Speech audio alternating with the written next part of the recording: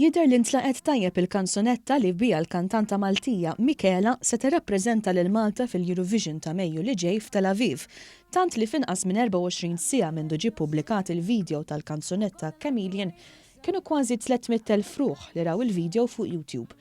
Riċerkatur dwar il-varul edukattiv tal-Eurovision George Cremona qal li l-kanzunetta ħasdet lil xi wħud iżda ħarġet il-potenzjal tal-kantanta.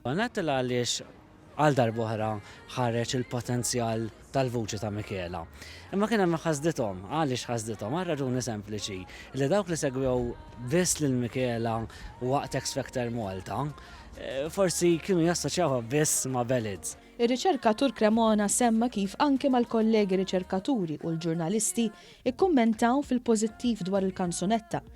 Minkejja reazzjonijiet pożittivi, Dr. Cremona sostna li kollox iħollu jorbot mill-prestazzjoni tal-kantanta. L-iskop ta' dan il-kanzunetta issa apparti mill-filmat huwa li wieħed irid jara kif ħatolqot f'dawk 3 minuti illi se naraw f'Mejju. Għaliex qed ngħidha. Għaliex il-filmat huwa ħaġa, imma il-miljuni illi jaraw 3 minuti ta' Malta huma differenti.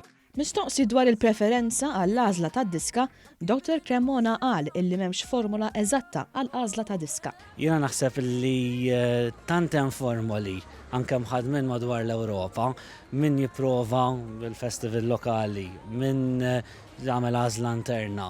Din is-sena Malta ġiet magħżula permezz ta' X Factor Malta, ovvjament.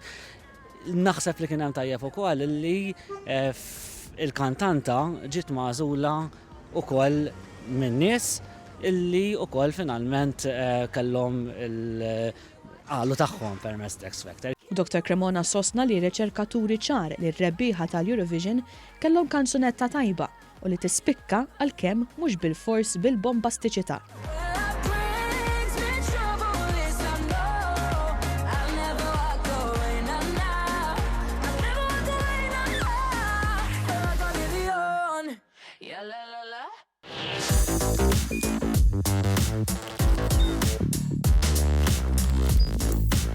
Idħol fuq one.com.mt u hemmhekk tista' tara l-programmi kollha li jxandru fuq One permezz ta' One Play.